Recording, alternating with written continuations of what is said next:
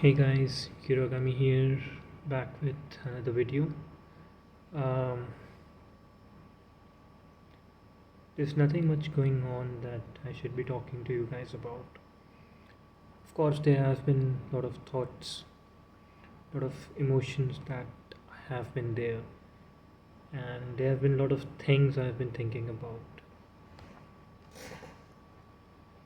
I kind of been trying to recall a few things from my past.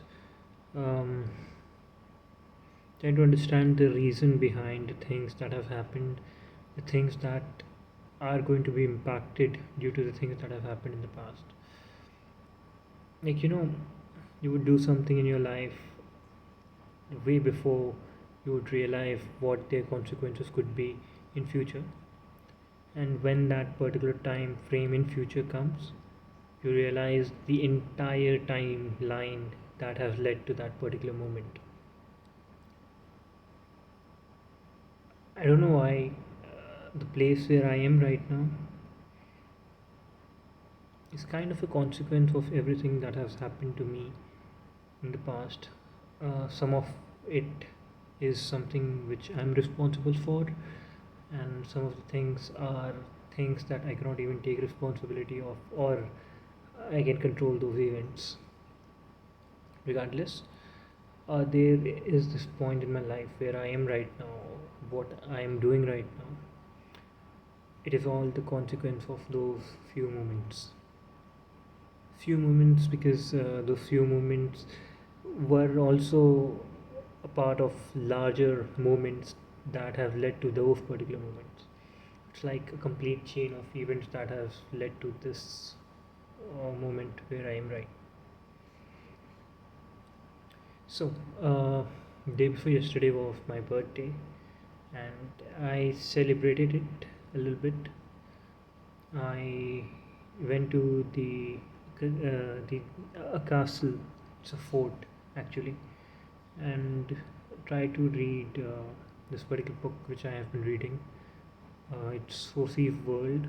It's a philosophical book about this young girl who's trying to explore philosophy of life through the letters she get every now and then, and try to find the deeper meaning of life, like who are you and where do you come from? What if your existence mean to anyone? Things like that.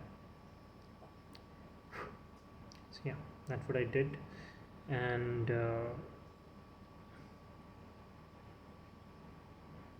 that particular day, that is on my birthday, I've realized how things has kind of squared back to the way they were. When I was in class ninth, when I was in class 12th, when I was in my first year of college, or when I was in my third, rather second year of my college. No, I would say just first year of my college. So every 2 years, just think about it. So in ninth, then 10th was a blast. I had a lot of things that happened to me. In 12th, I was a loner. By the end, I had a lot of people I knew, but none of them were friends except for one, I would say, who's still a friend. In college first year, I met a lot of new people, hung out with them, but try to maintain my limits. And here I am again, kind of alone.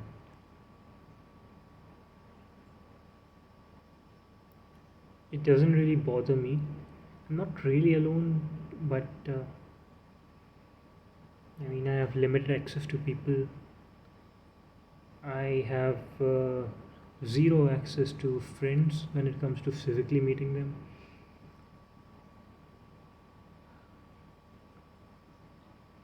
I don't go out often or out of my house.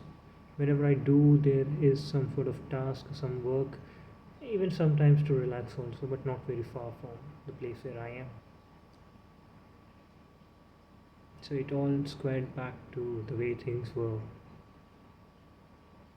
And it's alright, I guess. It is a necessity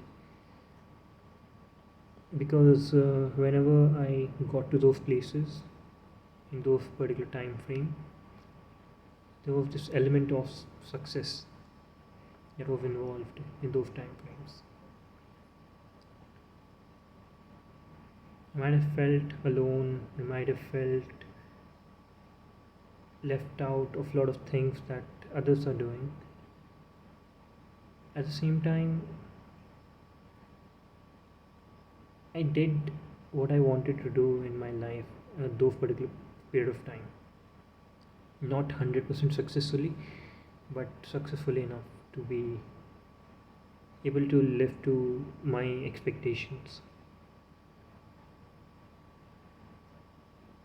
I think I'm on a very similar position right now, and I'm cool with it. Kind of happy about it. Not exactly happy, I would say, but I'm cool with it. Yeah. Apart from this, I've been thinking about this very interesting thing.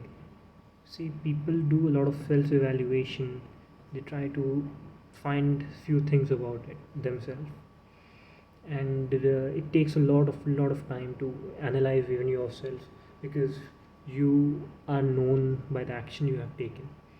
In order to know the action you have taken, you have to scroll back to the past and see what you did in particular situation, which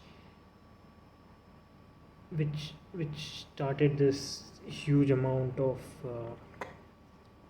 huge amounts of emotions, have mounted huge emotions in you. Kind of go back to those places. So that's exactly what I have been doing.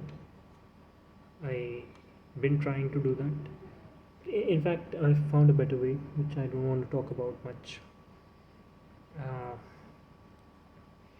but that's not the point. I'm just My point is, what if you can know all the voices, all the vices that you have, all the grit that you have, all the darkness that you have, all the evil that you have, all the negativity that you have, all the things that you consider bad that you have in you. You get to know about them all, and with a pinch of morality and ethics and values, you decided to do something about it. So, what would you do? That's the question I asked myself a few days ago, and I've come to the conclusion that one thing that you cannot do is that you cannot change yourself completely, right?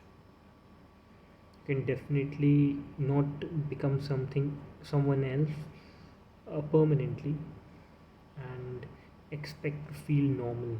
You will feel alienated when you will be alone.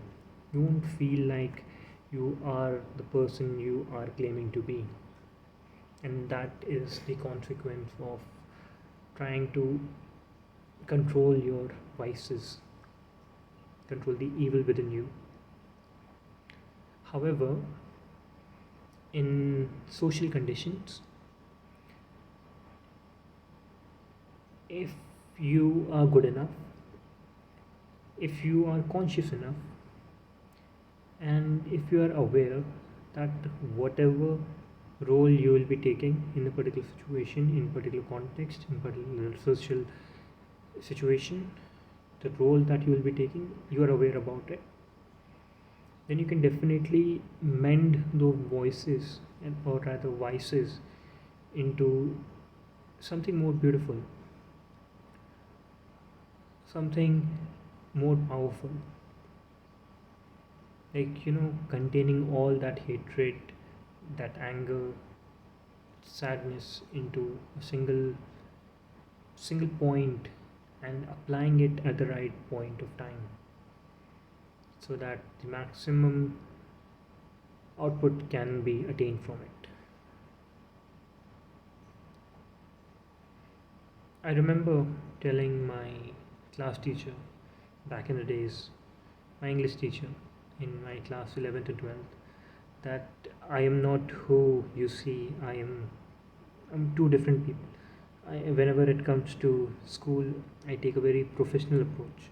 I don't tend to be the person I am at home.